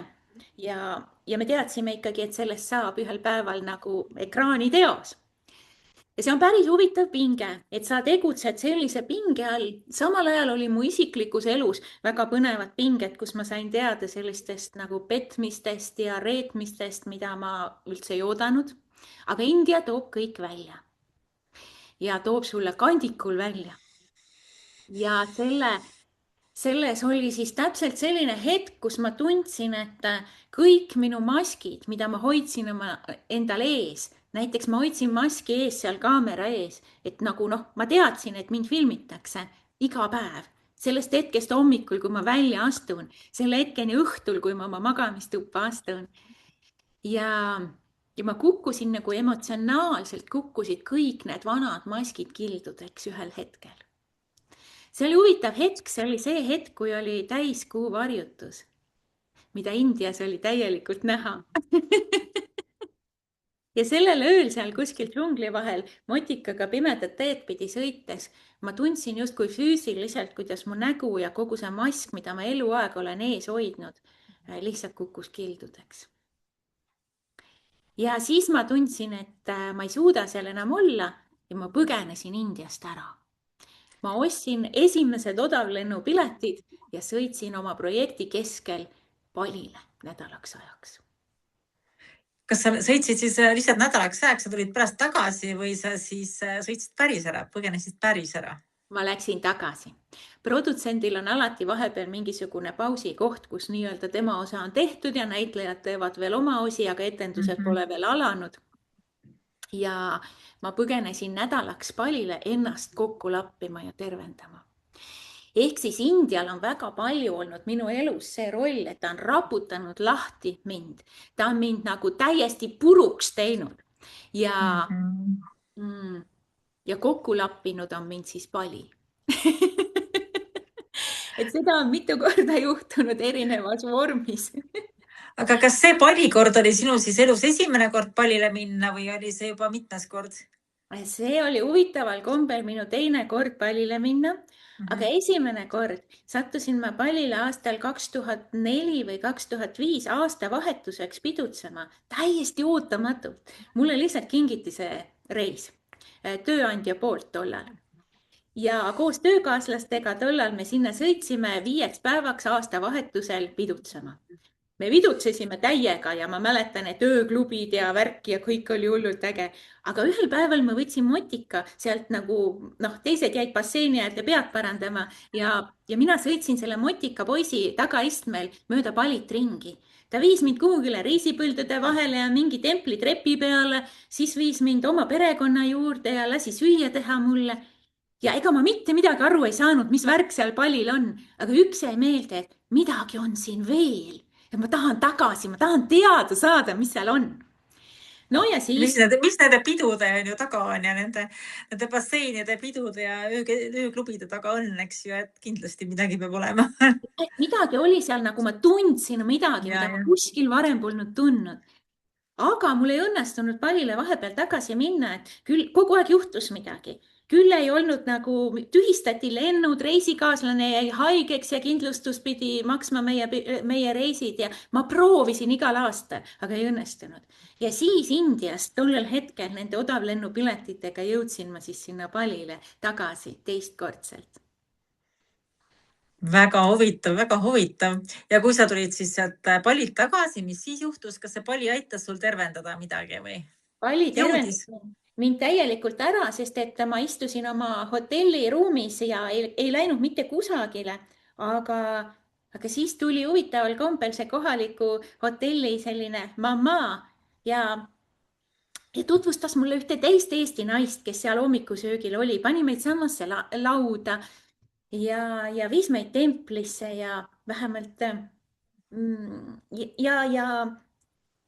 ja pani sinna nagu puhastava vee alla, sest pali on pühade vete kultuur, pühade vete religioon. Ja ta toibutas mind üles, see pali. Ja ma sain selle kindluse endast tagasi, nii et ma avaldasin muide tollal palil olles oma elu esimese e-kursuse sealt samast rõdu pealt. Ja millest see kursus siis rääkis või mis selle sisu oli või kui pikk see oli ja mis kursus see oli? See oli 4-nädalane maagilise reiki kursus naistele, mille ma siis online kujul panin nagu nii-öelda eetrisse üles ja milleks mul siiani polnud julgust olnud. Kas sellel ajal oli siis juba online kursused või? Sellel ajal online kursuseid tehti nii, et e-maili teel. Mina tegin MailChimpis, tegin selliseid kodulehti ja e-maili teel saadeti siis igal nädalal e-mail materjalidega. Et selliseid nagu poppe keskkondi nagu täna veel ei olnud, aga e-maili teel materjale saata iga nädal oli täiesti võimalik. Need olid siis kirjalikud materjalid, mitte ei olnud, eks ju, videod? Need olid videod, need olid YouTube'i üles laetud videod juba tollal. Ja YouTube on päris vana. Jah, võib-olla tõesti. Aga mis aasta see siis oli? Ma tõesti, 2000, kas ta oli 15 või? 15 või 14 või midagi sellist. No siis võis olla küll juba jah, mõni video kuskil YouTube'is üleval. Päris eelajalooline ei olnud. Et võib-olla tõesti. Ja siis ma läksin tagasi Indiasse uue inimesena. Läksin tagasi Indiasse uue inimesena ja mõtlesin, et ma teen oma elu korda. Ja siis ma kukkusin füüsiliselt. Sõitsin mootorrattaga kraavi ja see ei olnud selline hull õnnetus, see oli nagu hästi vähekene nagu tegelikult ainult nagu tee pealt välja. Aga ma raputasin oma selgroo paigast ära. Nii et mu selgroo disk oli siis see, mis oli vigastatud, mida ma hiljem Eestis sain siis teada. Aga valuvaigistitega ma pidasin selle viimase lõpu seal Indias vastu. Ma mäletan tagasi lendu, kus ma nagu minuteid lugesin Eestisse jõudes, sest see seljavalu oli nii hull. Ja peale seda ma siis aasta aega tervendasin oma selgroo diski ja samal ajal ehitasin üles oma nagu uue elu selgroogu. Sest et ma saingi aru hiljem, et midagi minus pidi murduma selleks, et ma saaksin oma nagu uue iseenda üles ehitada. Ja kuna ma olin väga jäärapäine varem ja väga jäik mõningates asjades, siis oli elul vaja mind lihtsalt nagu füüsiliselt ka raputada. Väga huvitav, väga huvitav. Aga kas sa siis seal Indias käisid ka arsti juures selle seljaga või pärast õnnetust, kas sa ei läinud mitte kuskile Indias, sest et muidu Indias on ka väga häid tervendajaid? Indias on väga häid tervendajaid, ma arvan, ma käisin massaažis kindlasti ja ma ei läinud kuhugile, sest mul oli, siis saabus just see produtsendi väga kiire aeg, kus me viisime lavastuse Bangalooresse suurde saali ja kus oli nagu noh, iga hetk oli väga-väga nagu tihe tegutsemine ja tegelemine. Ja olid sellised põnevad hetked nagu näiteks ööbussiga kogu lavastuse meeskonna ja lavakujunduse kolimine liinibussiga öösel Bangalooresse ehk siis teise nagu paika. Et Aga miks te siis selle liinibussiga läksite, et kas siis Indias selles mõttes, kas see seltskond oli siis nii vaene, et nad ei suutnud teile mingisugust bussi transportimiseks organiseerida või mis see põhjus seal on, et ma ei tea, mina ise olen Indias ikka ka väga rikkaid olukordi ja nii-öelda inimesi kohanud, et nagu ma tollel ajal meie kultuuriprojekt tegutses ja meie kõigi nagu noh, meie kõik nagu vahendid tulid sellest Eesti-India nagu koostööprojektist. Ja need vahendid olid väga piiratud, millega meid tegelikult toetati, et me kindlasti maksime, ma täpselt ei mäleta, kui palju sinna ise nagu peale selleks, et siis seda tööd teha nii-öelda seal, aga kindlasti need rahad olid väikesed, ma mäletan väga hästi ja me lugesime tõesti igat ruupiat. Ja see nagu näiteseltskonna viimine sinna nagu teisele lavale ei olnud üldse algselt projektis, aga kuna meil oli selline võimalus näidata teda teises linnas veel 500-sele nagu saalile, siis see oli nii ahvatlev, et me võtsime selle otsuse vastu. Aga ma mäletan täpselt, et rongipiletid olid välja müüdud, seda ma mäletan. Aga ma ei mäleta, mis oleks olnud hinnavahe liinibussi ja nagu tellitud bussi vahel või midagi sellist, et ma arvan, need olid nagu üle meie nagu tollaste võimete, et kultuuris ma arvan, et ilmselt see nagu väga suur vahe ei olnud, aga või noh, ütleme, et kui meie mõistes, aga kui sul raha vähe on, siis on see India mõistes ikka kindlasti päris suur raha. No meie tollane eelarve oli rajatud mitte Eesti ega Euroopa hindadele, vaid siis kohalikele India hindadele. Et siis tegelikult meie kõik need päevarahad ja meie nagu toidu ja rahad ja need olid ikkagi konkreetselt siis kohalikes hindades. Et see tulu ei olnud seal või see, ütleme, projektirahad olid ikkagi nagu, noh, seal oli tõesti, me lugesime igat ruupiat tollel ajal. Ja selles mõttes, et ega India ruupia, ma ei tea, sellel äkki oli vist isegi mingi 70 või 80 oli. Ja praegu on muideks 110 juba. Aga kuhu ma tahtsin oma India jutuga tagasi minna, oli siis see, et ma ütlesin enne, et kaks asja oli, et üks, mis mu elu raputas, oli see, et ma sinna Aurovillesse sattusin, millest hiljem nagu siis tuli selline koostöö, mille pärast ma jõudsin Balile, Balilt ma olen tänaseks saanud oma nagu õpetuste sellised nagu nagu baasi, mille pealt ma õpetan edasi erinevat energiatööd ja vaimseid asju. Aga selleks on läinud väga palju hilisemaid külastusi muidugi. Aga see oli teekond sinna. See oli minu jaoks väga oluline, kui ma praegu tagasi vaatan. Aga teine põnev nüanss, mis juhtus, oli see, et kui me käisime ringi seal templites, mis siis pidid vabastama minu neid nagu planeetide pingeseise selle palmilehe järgi elus, siis ühes templis ma ei saanud nagu järsku aru, et mis toimub, et ma muidu teadsin täpselt, kuidas templites toimetatakse ja ma isegi hiljem hakkasin mõtlema, et aga kust ma teadsin templites, et tuleb siit minna, et siis tehakse seda, siis tehakse seda. Minu jaoks oli see kõik nii loomulik esimesel korral. Ma teadsin seda, kuidas see käib. Ma teadsin, mis tähendab mida, kuigi keegi ei räägi seal templis suga inglise keeles ja noh, kuigi mul olid tõlgid kaasas, aga nad ei tõlkinud ju kõike. Aga siis ühes templis pandi mind justkui nagu sinna nurga taha, sinna kõrval templi nagu väikesesse nagu osasse ühe kuju ette istuma ja needsamad nagu mind saatvad, minu isiklik preester, nii-öelda minu naadilehtede preester, kes minuga kaasas oli, tuli koos kohaliku preestriga ja panid mulle kaela siis lillevaniku ja panid mulle nagu õnnistusi ja ma ei saanud aru, et miks, sest noh, et templis nagu tegelikult kõik see asi käis teises kohas üldse. Ma ei saanud aru, mis toimub. Ja siis nad ütlesid mulle, et minu naadilehtedes oli kirjas, et minu eluteele on antud ka see õnnistus viia inimesi pühadesse paikadesse. ja pühad paigad avanevad mulle. Ja sellel hetkel nad siis andsid mulle selle õnnistuse. Ja ma olen selle üle palju mõelnud ja kui ma sealt välja läksin, siis ma mõtlesin, et mida pekki, mina ei hakka küll kedagi kuhugile viima. Hiljem ma olen püüdnud seda ägedalt välja vabandada ennast. Pikka aega ma rääkisin, et ma teen inimestele kursusi, sest kõige püham paik, kuhu inimesed viia, on nende enda sisse. On ju? Ma viin inimesed nende enda sisse pühasse paika. Ja see oli hea vabandus. See oli väga hea vabandus, mille ma välja mõtlesin. Ja tegelikult juba aasta peale seda esimest Indias käimist viisin ma siis esimese inimese Indiasse palverännakule. 9 planeedi templitesse ja veel mõnda templisse. Ja ma lihtsalt pidin seda tegema ja mulle lihtsalt need avanesid ja ma teadsin, kuidas seda teha. Ja mul olid need teadmised.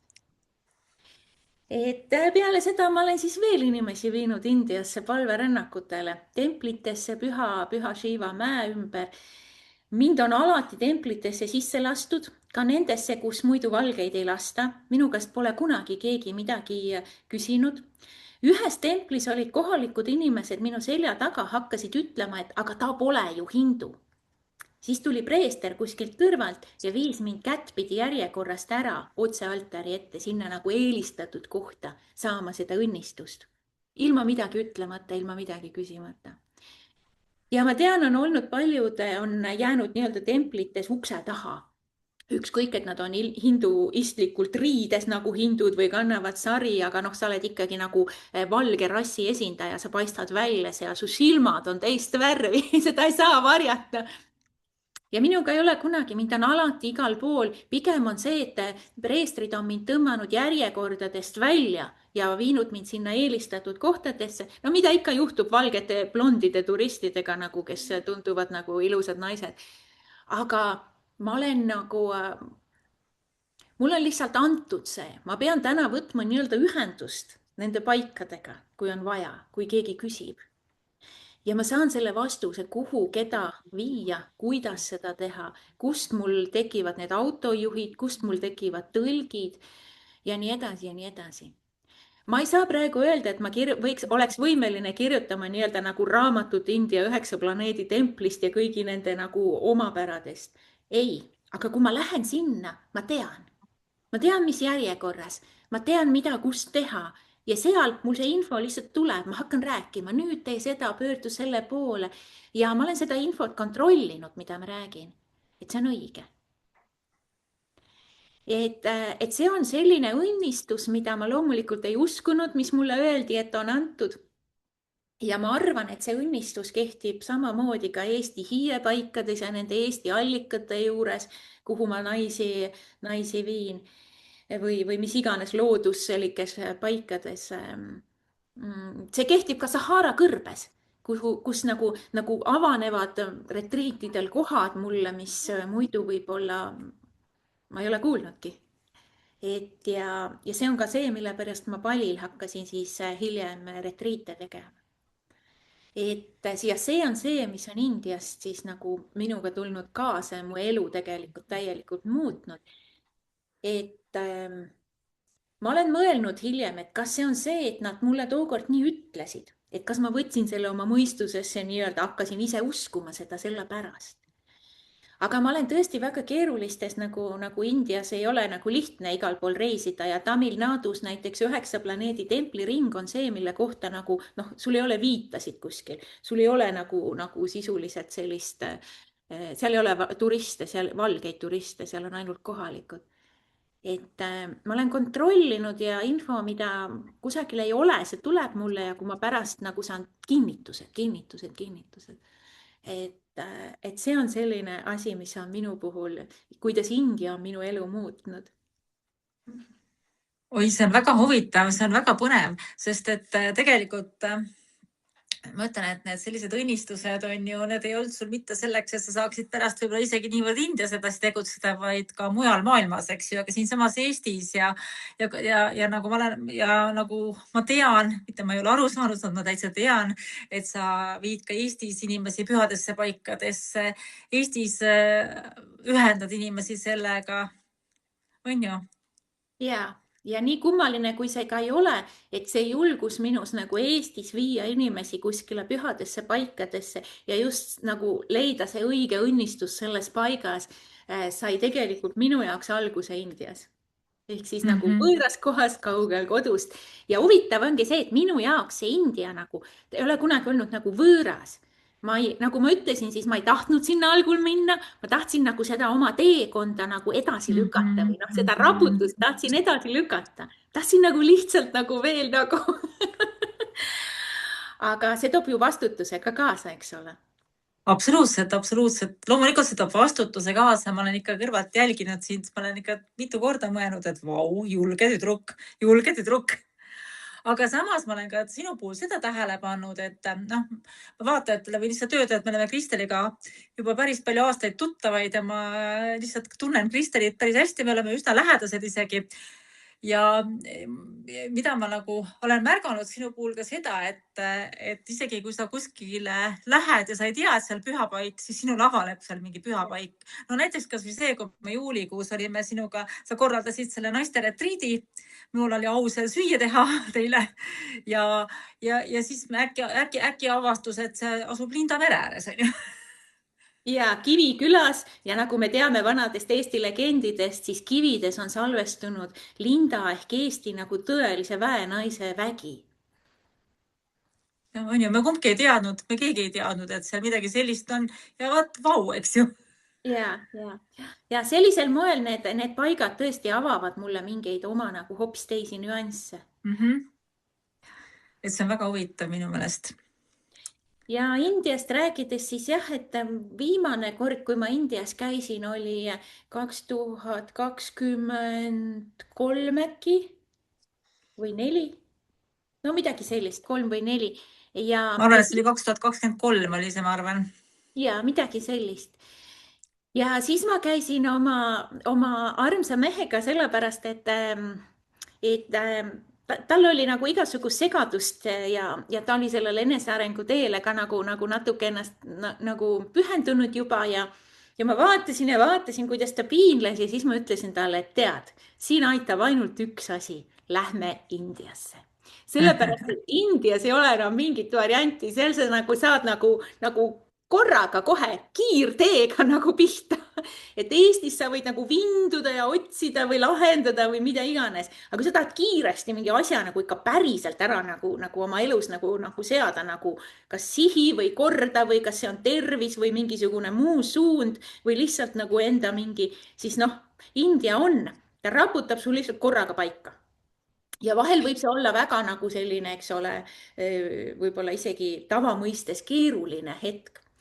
Aga siis ma ta Indiasse viisin ja sellest sündis väga põnev reis, sest seekord oli see reis minu jaoks see, kus ma nautisin Indiat. Sest nüüd ma olin omadega heas kohas. Ma olin omal teel. Ma olin mina ise. Ma olin nagu tõene oma tegemistes. Palju rohkem kui 15 aastat tagasi. Ja ma tõesti, ma nagu nautisin seda, India avanes mulle.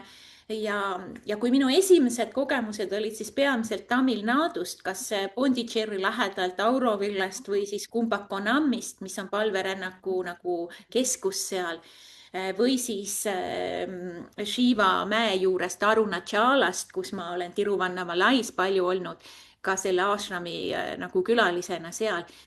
Siis nüüd ma sõitsin põnevasse kohta nagu Varanasi. Viimane kord. Ma käisin 2 kohas, 3 kohas, mis olid olnud minu nagu sellised põnevused, et kui ma tahan Indiasse veel, ma tahan neid näha. Ma tahtsin näha Taj Mahalli päikese tõusul. Ma nägin ja see valmistas mulle pettumuse. See oli nagu nii igav. Ja see on nii huvitav, et meil on siin, kui siin Margus ja Kristiina käisid, siis Nad ütlesid, et nad käisid ka alles eelmine aasta esimest korda Taj Mahalis, kuigi nad olid palju kordi käinud ja mina pean jälle mitmendat korda tunnistama siin eetris, et ma ei ole veel sinna läinud ja ei ole veel jõudnud sinna. Iga kord ma mõtlen, et ma tahan sinna minna ja ma ei ole jõudnud veel. Aga ja Varanasi muideks on mul sama asi, et ma tean, et ma tahan Varanasisse minna, aga Varanasiga on mul see, et ma olen hirmus külmakartlik ja alati, kui ma nagu oma Keralas oma Ayurveda retriidide tegemised ära lõpetan, siis on seal juba üsna külm ja siis ma ei taha sinna enam minna. Ja tõesti see oli ka minu soov näha ära millegipärast Taj Mahal ja mul oli ka nagu selge, et ma tean, et ma jõuan sinna inimesega koos, kes on see minu inimene ja ma jõudsin sinna Andrusega koos, me seda päikesetõusu nautisime, ma tegin seal ägedaid pilte nagu kõik influencerid, aga tõesti see koht oli tegelikult energiast tühi. Et see puhas nagu külm ilu ei toitnud tegelikult seda vaimsust, mis Indiast on võimalik leida. No see oli turistidele tegelikult rohkem ikkagi või ütleme, et on ikkagi tehtud. Seal käivad ka kohalikud, aga loomulikult see on lihtsalt nagu turismi atraktsioon. Ja ta on vaatamisväärsus nagu Tallinna vanalinn. Aga 2 kohta siis kus ma veel tahtsin minna ja kus ma ära käisin, olid siis Varanasi, millesse ma armusin täielikult. Nii et kui ma järgmine kord Indiasse lähen, siis Varanasi on kindlasti üks nendest, nagu kuhu ma lähen.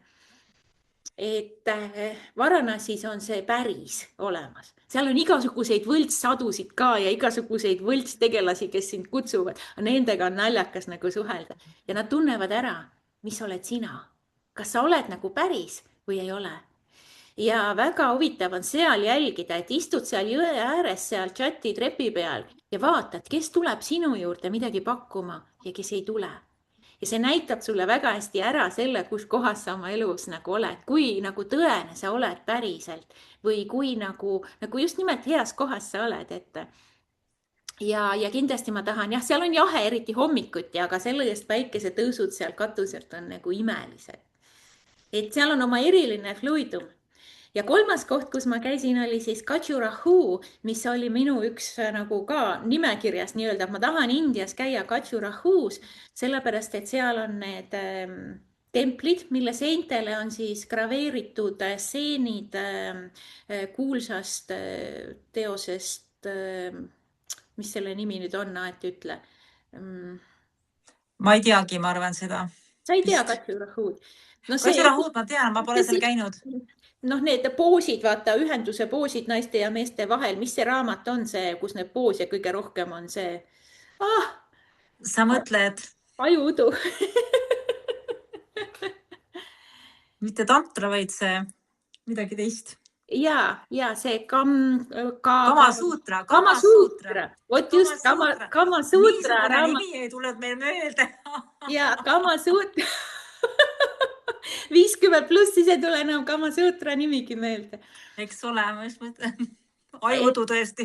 Et seal need poosid on siis raiutud templite seintele ja ta on selle poolest kuulus paik ja seal on hästi palju templeid. Ja seal oli minu ootus sellele kohale oli midagi hoopis muud, sest ma kujutasin ette, et see on nagu Tamil Nadus templid, kus saab siis neid õnnistusi ja kus lihtsalt on see nagu see teistsugune energia. Ma tahtsin teada, kuidas see siis Indias on seal. Aga need templid olid täiesti tühjad, need olid muuseumideks tehtud ja seal puudus nagu päris vaimne, aktiivne, spirituaalne tegevus. Et nad olid ilusad vaadata muidugi ja pildistada. Aga huvitaval kombel selle päris nagu hetke me leidsime hoopis teises kohas. Me leidsime reede õhtul juhuslikult ühe väikese templi, kuhu kohalikud nagu külainimesed kogunesid aaretit laulma. See on see õhtune oodilaul Jumalale. Ja kuna ma ise olen... No see on see tule õnnistamine, on ju see aareti. Ta ei ole tegelikult alati tule õnnistamine. Ta tähendab ikkagi väga paljuski lihtsalt laulmist Jumala nagu ülistamiseks. Päeva lõpetuseks või aluseks. Hästi palju tehakse seda tule õnnistamisega tseremooniat ka selle aaretiga koos nagu. Neid aaretisid on minust erinevaid ka veel. Tule tseremooniad on need teised, kus see agni lisatakse, et aga Aaratit konkreetselt on jah laulmisega ja see oli hästi imeline tempel, kus ma siis laulsin mantraid koos või noh, Jumala nime siis kohalikega ja nad olid nii toredad ja nad võtsid meid enda hulka. See oli nagu selline spirituaalne, hoopis teistmoodi elamus, mida muuseumidest me ei saanud. Ja siis me läksime oma hotelli, kus õues toimus pidu. Pidu tähendas seda, et kohalikud külamehed pidutsesid, tantsisid ümber lõkke ja siis üks India tüdrukute seltskond pidas tüdrukute õhtut. Ja suurepärasel moel haarati meid siis peole kaasa. Ja siis me saime öö otsa siis tantsida lõkke ümber koos kohalike naistega, mina ja Andrus koos meestega, mis oli nagu hoopis teistmoodi pidu. Seda ma mäletan, sest et minu meelest, kui ma ei eksi, siis selle teie reisi, mitte jah, see oligi niimoodi, et teie reisi ajal olin mina ka Indias, aga ma olin natuke teises kohas. Mina olin Punes, et te läksite paar nädalat varem ja siis mina tulin paar nädalat hiljem ja siis see 2 nädalat oli niimoodi, et siis me suhtlesime seal peaaegu et iga päev ja jagasime neid kogemusi ja siis ma nii hästi mäletan, kuidas sa seda mulle rääkisid, kuidas te käisite peol ja kuidas te tantsisite ja kuidas olid, ma ei tea, jalad olid vildis ja plätud kadusid ära või siis igasuguseid asju. Ja ma tahan veel meie kallitele vaatajatele öelda, et Andrusega, Kristeli elukaaslasega on meil tegelikult ka üks podcasti salvestus tehtud ja see oli teine salvestus, nii et Andrus Kaalep, vaadake seda ka. Siis saate nagu selle teise poole. Temal on kindlasti Indiast on selline oma nägemus ja tema sattus hoopis teistmoodi ja teistel nagu alustel kui mina, et minu jaoks see reis, kui me käisime seal Andrusega, oli justkui koju tagasi pöördumine. See oli koju tagasi pöördumine ja ma justkui nagu täies rahulolus vaatasin otsa kõigele Indiale ja ütlesin, siin ma nüüd olen sellisena, nagu sa kunagi mind raputasid, siis nüüd ma olen siin. Ja India seekord võttis mind justkui nagu mamma India, kuigi minu jaoks on seal hästi palju mehelikku energiat, ta võttis mind nagu oma nagu sülle ja kallistas ja võttis ja hoidis mind. Et mul on selline siis võib-olla side Indiaga, aga minu lood Indiaga kindlasti kunagi veel jätkuvad. Nii et aastate pärast võime järgmises podcastis rääkida, ma arvan. Aga praegu sulle, ma saan aru, et ei ole ikkagi veel nagu plaani, et läheks Indiasse tagasi, ma saan aru. Ma olen hetkel pühendunud täielikult inimeste sinna pühadesse paikadesse viimisele. Ja ma olen praegu oma viimased aastad ja ka siis ütleme järgneva aasta sellisel moel ära broneerinud, et siis ma tõesti aitan inimestel osa saada sellisest vaimse tasandi muutusest, mida annavad need pühad paigad. Viin inimesi retriitidele Balile ja Eestis viin sügisel retriidile ja viimased aastad siis olen mujale ka viinud, aga see aasta mind ees ootab sellisena, et mis järgmine aasta pärast toob, seda ma täna on vara öelda. Ma luban juhatada. Ahaa. Aga kas see aasta, mis plaanid sul veel on siis, et sul on see Eesti retriit, eks? Just, et sügisese pööripäeva retriit toimub Eestis, sealsamas Linda mere ääres ja Aet, sina tuled meile jälle süüa tegema naistele. Muidugi tulen hea meelega. Aga seal Eesti retriidil ma tahan inimestele anda edasi sellist võib-olla nagu palipuudutust natuke. Ma jagan teooriana sellist nagu õpetust, ma ütlen selle kohta elava väe õpetus, mis on minuni jõudnud just nimelt läbi hinduismi ja läbi palihinduismi. Aga milles siis ma olen võib-olla kujundanud sellise igapäevaelus täna siin Eestis kasutatava, ma ütleks filosoofia, aga ka hästi praktiliste harjutuste kogumi. Ja seal ma annan kindlasti seda edasi, annan praktikaid hästi ägedaid naistele, millega nad saavad enda elu reaalselt parandada, viia ennast järgmisele tasandile. Ja pühitsen läbi õnnistamise ja õpetan igale ühele, kuidas ise seda teha. ja see on väga vajalik kogemus ja ma võiks öelda seda küll, et mina küll sellest retriidist selles mõttes nagu osalejana osa ei saanud, sest et minu roll oli teha süüa ja ma naersin, et see oli üks vähestest retriitidest, kui ma retriidi lõpuks päris kõikide nimesid veel ei teadnud, et minu jaoks oleks pidanud panema sildid nendele rinda. Aga mida ma pean ütlema, et need naised alguses, kui võrrelda sellega, et kui esimene päev, kui me sinna läksime, kui need naised tulid ja viimasel päeval siis, kui nad pühava õhtul ära läksid, siis mulle tundus, et seal olid vahepeal olid mingi shift käinud ja uued naised olid sinna saanud, on ju, nagu kuidagi salaja. Ja muutus oli hästi reaalne, on ju. Ja oktoobrist olen ma tagasi Palil, nii et koos oma õpetajaga siis, kes on Pali kohalik preester, teen siis oktoobris ja novembris Palil naiste retriite. Ja järgmisel aastal siis vaatame, mis edasi saab. Et sa veel ei teagi, mis järgmine aasta saab? Ma veel ei ütle seda. Aga sa juba natuke tead. Ma nagu natuke tean ja kindlasti see sisaldab selliseid nagu juhatusi sellistesse kohtadesse, mis päriselt inimesi siis aitavad. Et see Eesti retriit on selline lühike nädalavahetus. Palile ma kutsun pikemaks naisi ja kindlasti ühel päeval lähen ma tagasi Indiasse. Ja kui keegi soovib midagi lähemalt teada palverännaku või naadide lugemise kohta, siis võib küsida.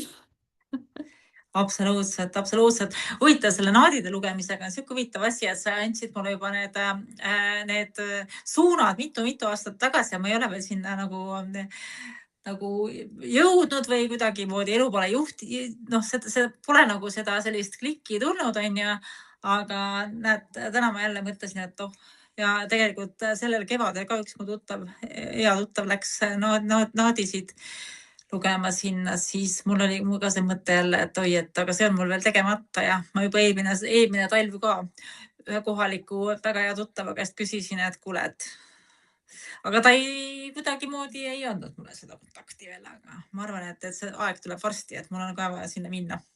Kindlasti. Ja. Selleks peab valmis olema. Ja loodetavasti nüüd on siis minu leht ka olemas.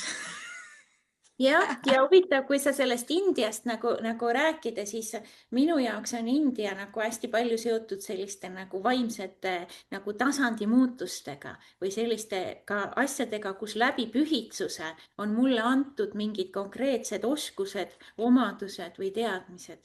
Ja ma ei ole mitte siis käinud Indias raamatust õppimas või loengutel õppimas, vaid need on antud mulle siis läbi selliste nagu vaimsete, ütleme siis nagu tseremooniate või rituaalsete hetkede ühel või teisel moel. Ja see on minu tee olnud siis Indias. Eks see on väga huvitav selle India koha pealt, et mul on niimoodi, et mina olen ise seal seda Ayurvedat õppinud ja Ayurvedaga tutvunud ja Ayurvedat siin Eestis õpetanud ja ma olen käinud Indias päris mitmetel kursustel, päris mitmete õpetajate juures.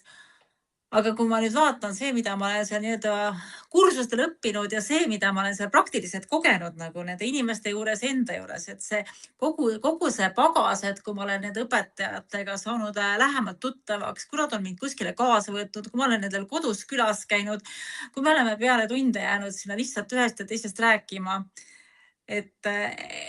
või siis mingid praktilised asjad, mis me oleme koos teinud või siis ma olen jälle mõne teise Ayurveda arstiga mõnel kursusel kohtunud ja siis ma olen selle teise arsti juurde koju sattunud kuskile nädalavahetuseks. Need on need kõige sellisemad märgilisemad asjad minu jaoks, on ju, et need on need asjad, mida sa siit Eestist ei saa mitte kunagi ja inimene, kes nagu elab seal seda elustiili ja selles energias ja seal keskkonnas elab seda ja mul on võimalus seal nagu sees olla, siis ma alati mõtlen, et issand, kuidas mind on õnnistatud selle kõigega. Ja ma olen sinuga väga nõus ja minu arust Indias ongi, et kui keegi tahab Indiasse minna, siis nagu kõige hullem viis on korraldada omale selline reis, kus sul on kõik täpselt nagu niimoodi paika pandud, et sa ei jäta seda vaba hetke omale.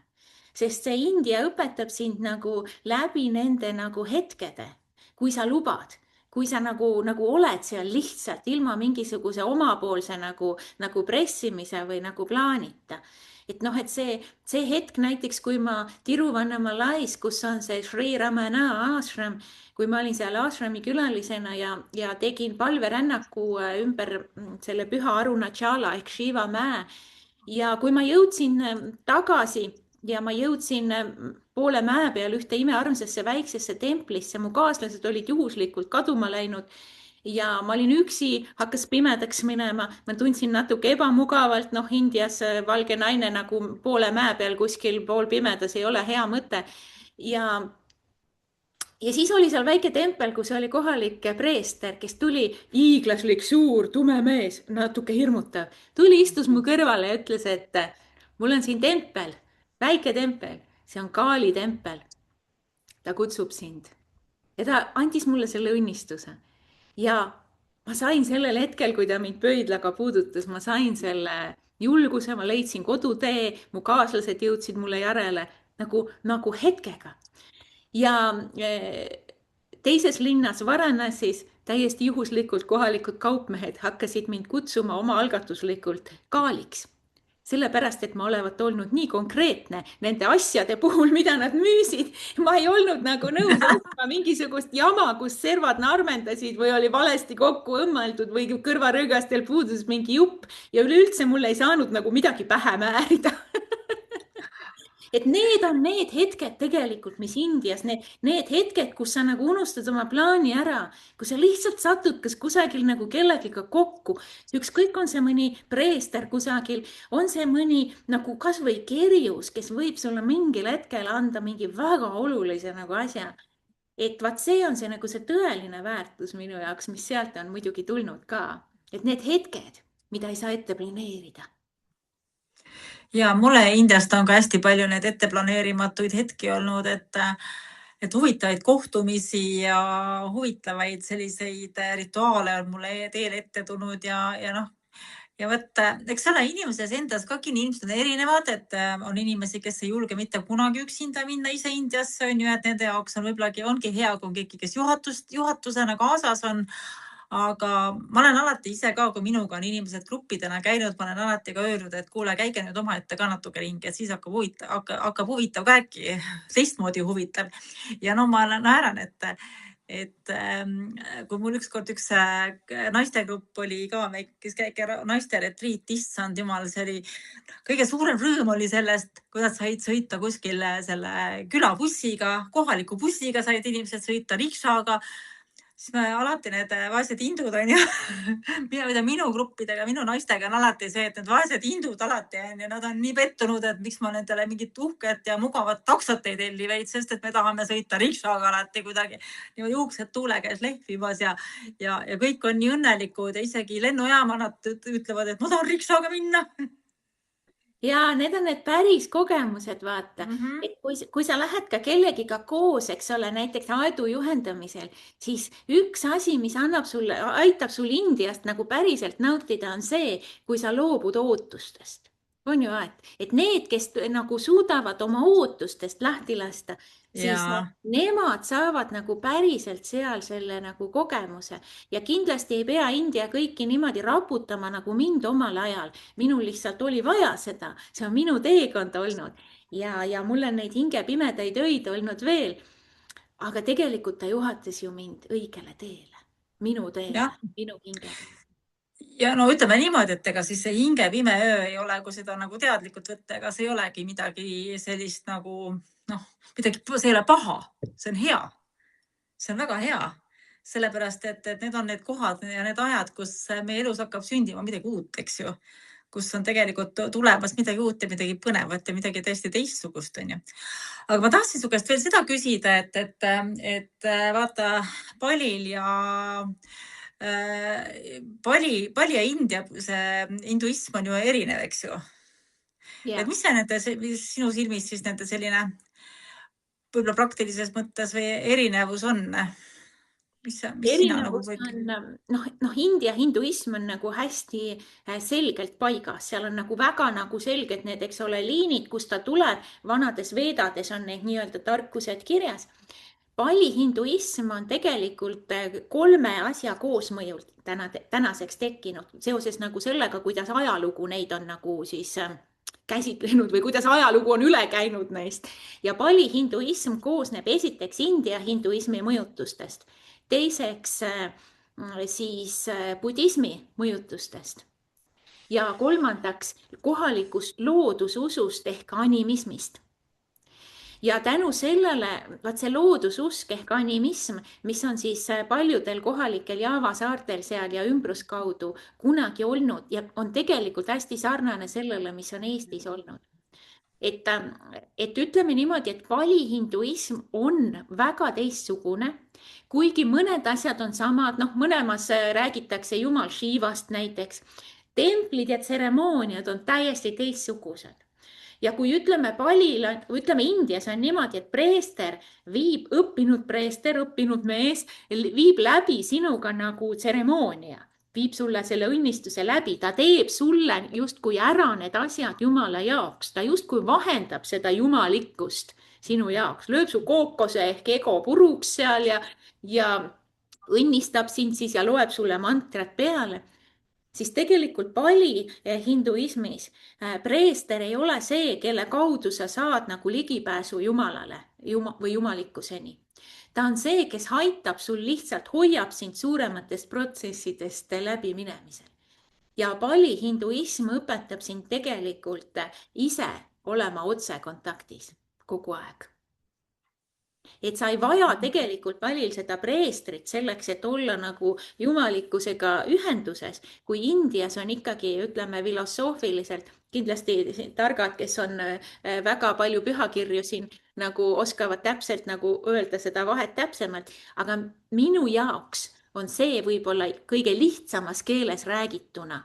Ma olen ka uurinud palju sanskriti-keelseid pühasid tekste, aga mulle meeldib rääkida pigem sellises lihtsas inimkeeles, mis see meie jaoks päriselt tähendab. Et siis Palil sa saad tseremooniaid teha nii, et sa lähed ja teed ise, aga preester hoiab sind ja toetab. Ta loeb su selja taga mantreid ja hoiab sind nagu, kui sa lähed püha kose alla, hoiab sul nagu õlgadest kinni, et sa ei kukuks ja loeb mantreid, mis sind toetavad, aga sa ise teed selle puhastuse läbi. Mitte keegi teine ei löö su kookost puruks ega ei purusta su ego, vaid sa ise lased sellel veel oma pähe nagu sealt joast langeda. Et see on minu jaoks kõige suurem nagu vahe. Ja võib-olla nagu mulle meeldib väga see suhe loodusega, mis on Eesti nagu sellisele vanale nagu loodususule, see animismi osa. Ja ma väga hindan seda, kuidas Palil on selline... Ütleme niimoodi, et Indias on erinev, et mõnes osariigis ikkagi nagu inimesed on väga, ütleme, ma tahaks öelda nagu religioossed. Noh, näiteks Tamil Nadus on nagu väga-väga religioossed. New Delhis, noh, ikkagi inimesed teevad pigem tööd ja see on nagu hoopis teine, nagu ütleme, selline vaimsuse aste. On nagu pigem modernne kultuur. Aga Palil on ikkagi see, et 4 miljonit inimest tegeleb ise igapäevaselt vaimsete pöördumiste, rituaalide ja annetustega jumalustele. Et see on väga-väga suur vahe, et kas sa käid templis ja lased seda teha kellelgi, nii-öelda küsid preestrilt, või sa teed oma kodu uksel igal hommikul, lõunal ja õhtul midagi. Vaata, see on üks huvitav asi, et tegelikult Indias on ka ikkagi, nad teevad ka hommikuti omale neid pujasid ja rituaale tihti peale kodudes ja no ilmselt mitte kõik. Ja see on lihtsalt piirkonniti on erinev, vaata mõnes piirkonnas tehakse rohkem, mõnes nagu vähem. Ja selles mõttes mulle nagu hästi meeldib see India see traditsioon, nende pujade traditsioon, kas või nende väikeste pujade traditsioon ja ka moslemite juures mulle meeldib see, et need palvused vahepeal on. Ja noh, Palil samamoodi, eks ju, et nendel on need hetked, et see on see, et nagu see kultuur ja see usk sunnib nagu nendel võtma mõned korrad päevas aega maha iseenda jaoks.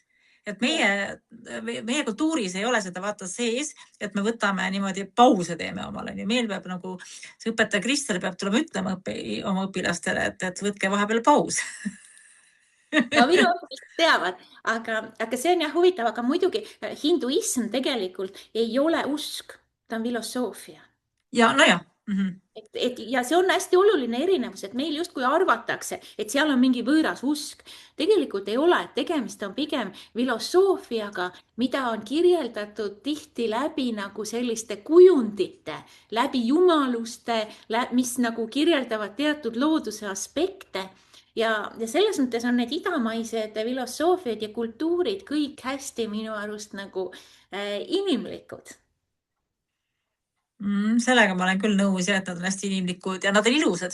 Ilusad, just ilu ja harmoonia on hästi Ja. olulised, eks ole seal. Ja minule meeldib ka see Indias ikkagi, et kui ma seal Puttapartiski olen nüüd viimastel aastatel olnud ja elanud, siis noh, need lilled, mis seal kõik seal tänaval müüakse ja sa saad neid lilli osta omale, see mingi 1 euro eest saad suure kotitäie mingid lilli, et omale laua laotad neid lilli omal täis ja siis see lihtsalt on juba, sellest piisab, et sul tuleb hea tuju, et sul depressioon või stress läheb üle ja minu meelest juba ja kuidagi need ja nüüd just need lilled, et noh, seal nagu saad eriti hästi, millised jumala palved need lilled on, eks ju, ja siis need igasugused pisikesed kujukesed ja asjad ja kõik see nagu tõstab seal seda enda olemist ja need palved, mis nad seal teevad ja. Minu käest on tihti küsitud, kui ma siin Indias olin ja postitasin sealt pilte, on küsitud, et noh, et kuidas sa seal vastu pead nendes riietes. Sest kui mina olen Indias või ka kuskil mujal, siis minul on nagu selline soov saada osa sellest, mida kohalikud nagu paigad ja ütleme, olulised asjad mulle annavad. Selleks ma kannan kohalikke riideid. Ja ma ei kanna Indias tihti sari, sellepärast et minu jaoks on see natuke nagu too much, aga ma kannan siis neid kohalikke kleite nii-öelda, kohalikke pükskostüüme, aga noh, sina tead, kohaliku kleidi all käivad alati nagu pahkluuni puuvillased retuusid, noh või mingid nagu siidipüksid võivad ka olla, igal juhul nagu pikad püksid ja sa oled nagu kogu aeg nagu paksult riides võrreldes sellega, mis su kliima nagu ümber on ju. Ja siis minu käest on küsitud, et kuidas ma nagu noh, et kuidas ma seda välja kannatan. Ja minu vastus on alati see, et kui ma saan juustesse panna selle jasmiini nagu selle vaniku rippuma, mis päo otsa lõhnab päris nagu mitte meie ebajasmiini, vaid selle päris jasmiini järgi, et siis ma võin kõik retuusid välja kannatada. Ja selles on sul õigus, et see on see 1+, aga mida mina olen aru saanud, et need retuusid on minu jaoks on hästi mugavad, mulle need tegelikult väga meeldivad, aga samas ütleme, et näiteks natukene on sellistemaks, kui ikka väga palavaks lähevad, siis nendel on ju tegelikult väga mõnusaid ka puuvillaseid, selliseid pükse, mis on ka tegelikult väga mugavad. Ja ma ütleksin, et Indias, ega see kohalik riietus ei ole lihtsalt niisama tehtud, sest et ta tegelikult ongi mugav. Et see ei ole ebamugav minu meelest. Ja seal kohalikus kultuuris tundub nagu minu meelest ikka väga imelik käia selliste niukeste õlapaetega kleediga, no vabandage väga. Siis tuleb sinna peale panna vähemalt sall. Sall, jah, just. Ma õppisin seda oma esimesel Indias käimisel, et ilma sallita väljaminek on nagu ilma aluspesuta minek. Seda ei ole lihtsalt teha. Sall võib olla kas käes või kaelas või ükskõik kuidas. Ja mulle eriti meeldib salli kanda niimoodi Indias, et ta on siin ees niimoodi ja siis need paelad ripuvad nagu taga. Ja see on minu arust hästi nagu indialik. Ja ma tunnen alati, teate mida ma tunnen, kui ma niimoodi salli panen? Ma tunnen, et mul kuidagi nagu, ma ei saa küürus käia. Ma saan käia, see tõmbab mind justkui sirgemaks ja mulle nii meeldib see. Ja näiteks Puttapartis selle Saibaba ashramis on niimoodi, et see on kohustuslik, et sall peab niimoodi just olema. Et nad kohe täitsa sätivad sul selle salli just täpselt nii pidi. Kuigi ma ütlen, et eks meie jaoks on see mõnikord, et kui sa pole harjunud seda salli kandma, siis eks ta siis kipub alla vajuma ja niimoodi ja siis mõtled igasuguseid nippe välja. Ma tean, et naised seavad teda seal sõlme ja nii edasi on ju, aga mina kuidagi Indias ka, mul on neid salle seal palju kogu aeg ja iga kord ma lähen ostan ikka mitut erinevat värvi seal omale ja siis ma kannan neid ja Eestis ma kuidagi ei kanna neid India salle.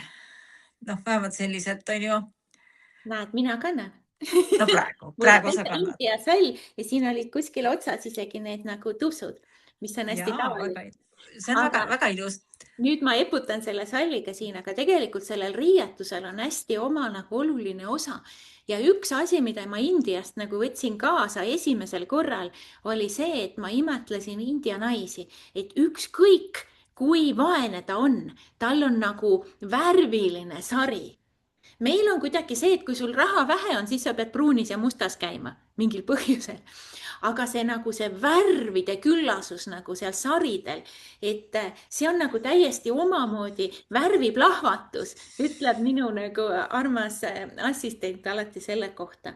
Ja kui ma hakkasin Indiasse minnes, ma alati ostan omale kohalikud kleidid sealt koha pealt, mis on sellepärast ka hea, nagu sa Aet ütlesid, vaata, et nad on mugavad, nad on puuvillast, mis nagu annab hingata. See on nagu hästi oluline.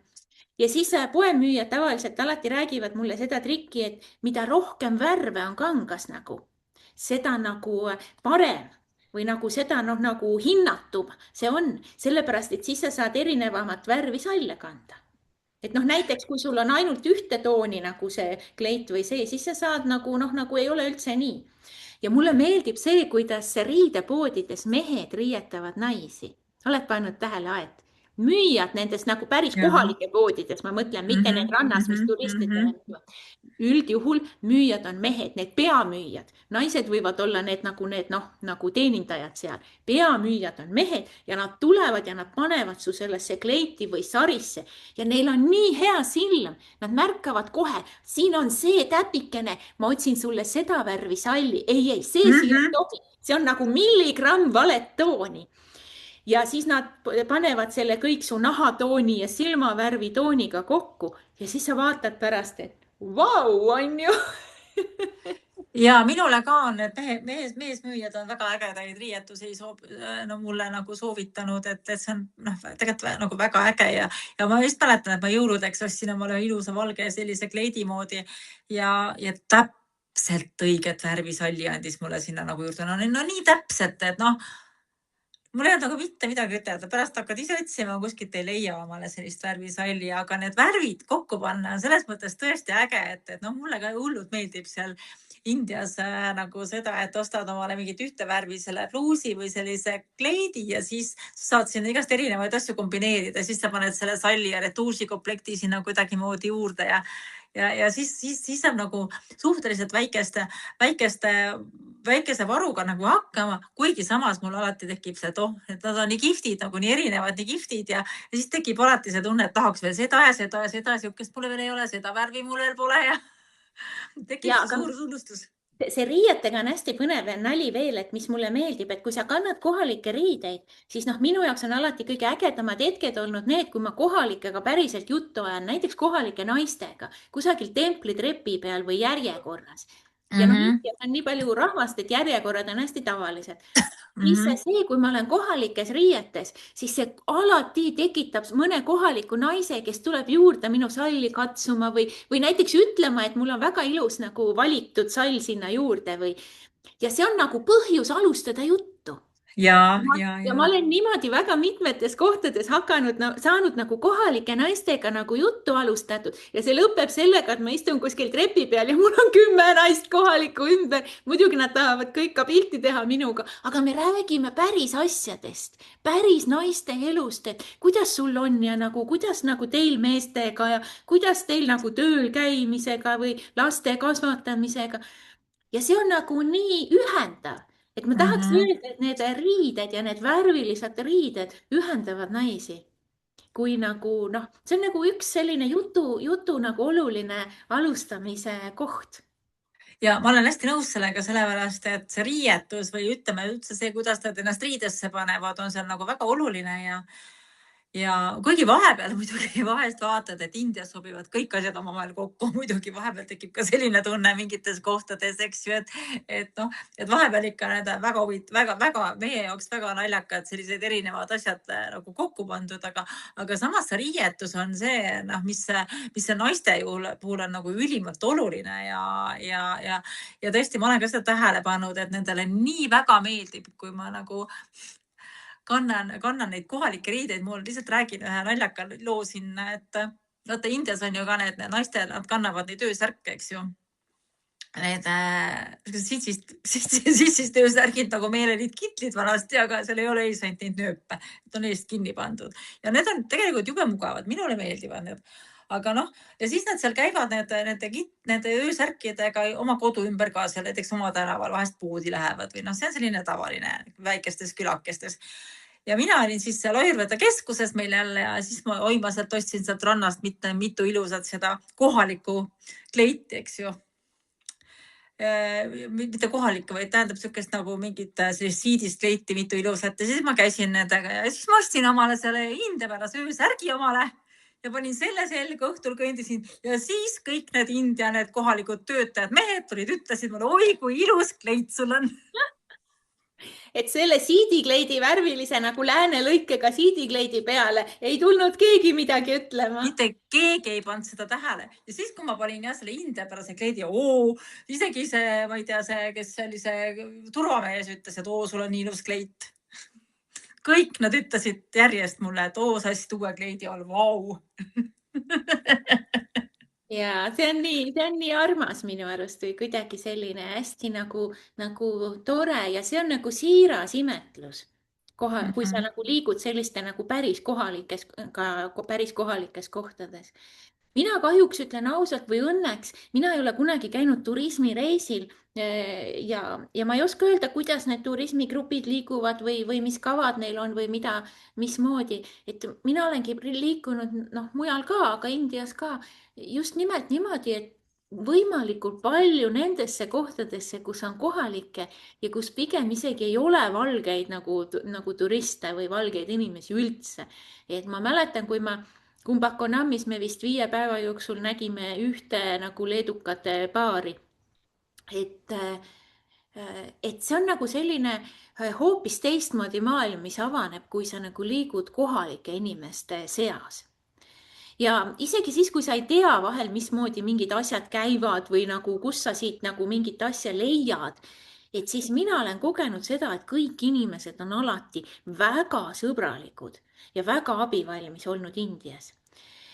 Mind ei ole mitte kunagi püütud Indias niimoodi nagu kuidagi vägivaldselt nagu midagi nagu rünnata või mitte mingil moel. Aga, ja ma ütlen ausalt, ma ei ole ka mitte kunagi saanud toidumürgitust. Et ma küll olen toidumürgitusi saanud, aga mitte Indias. Ja see on sama asi, et mis me alguses alustasime sellest karma jutust, eks ole, et milline su karma parasjagu on, et kuhu sa oled oma elus jõudnud.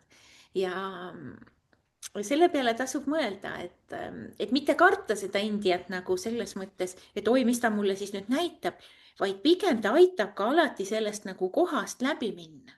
Et ükskõik, mis see siis on või ükskõik milliste vahendite läbi, et kas sulle näidatakse siis ilu või näidatakse toidumürgitust, aga see alistumise koht, et see alistumine sellele, et kui sa loksud 6 tundi seal autos, siis sa loksud 6 tundi seal autos. Ja. Kui on vaja ja sa alistud sellele, sest sulle ei jää midagi muud üle. Ja see on minu elus üks hästi nagu oluline nagu õppetund olnud, mis ma olen igale poole mujale kaasa võtnud ja mujale mind palju aidanud ka. See nagu alistumise õppetunnid, selles nagu parimas mõttes. Ja ma arvan, et selle targa lausega või selle targa ütlemisega ongi paslik see meie kohtumine või meie jutamine täna lõpetada, see alistumine, sest et see alistumine on tõesti ükskõik, kus koha peal sa maailmas reisid. Sellepärast, et mida rohkem sa tahad siin ilmas kogeda, seda rohkem on hea õppida seda alistumist. Sest et niikuinii juhtub meiega, nagu elu on, et meil on loodused, mäed ja orud, eks meil on päike ja kuu, vastandid on ja juhtub meiega ka selliseid asju, milleks me võib-olla valmis ei ole, aga mis on meile tulnud midagi õpetama ja siis selles hetkes, kas või selles samas hingepimedas öös, see alistumine on tegelikult üks kõige õigemaid asju, mida üldse teha saab, on ju. Ja ma kutsun kõiki neid, kes meid vaatavad üles, et kui sa tunned India kutset, siis alistu sellele kutsele. Just! Alistu sellele kutsele, ära mõtle kaua aega, sellepärast, et nagu Kristel on ka palju kordi kirjutanud seda, et tegelikult see, kui sa seda kutset tunned, siis edasilükkamine ei vii kuskile, on ju? ja, et varem või hiljem sa tegelikult siis kukud niikuinii sinna Indiasse, nagu Ja. juhtus ka minuga. Nii et jaa, tulge kõik Indiasse ja alistuge kutsele ja tulge. Igal juhul ma väga tänan sind, kallis Kristel ja võib-olla siis, kes tahab ja kes tundis kutset, siis võite ka Eestisse Kristeli retriidile tulla septembris. Mis kuupäevadel need on? Ütle korraks. See on vist 18–20 veel reede, laupäev, pühapäev, september. Väga tore, väga tore. Nii et, ja kindlasti järgmisel suvel aastal on järgmised asjad. Jaa, absoluutselt. Nii et kõike head siis kõikidele ja Kristel, sulle toredaid rännakuid, toredaid väepaikasid, uute väepaikade avastamist ja kõikide teiega, kallid vaatajad, me siis kohtume juba loodetavasti nädala pärast, sest et umbes kord nädalas mul on olnud viimasel ajal selline tore komme, üks tore vestlus kellegagi maha pidada, aga siis ma ei mäletagi, kes oli Urmas Ott oli, kes ütles, et siis on juba hoopis teine jutt ja teine inimene. Aitäh ja kõike head! Aitäh kõigile, aitäh, Aet!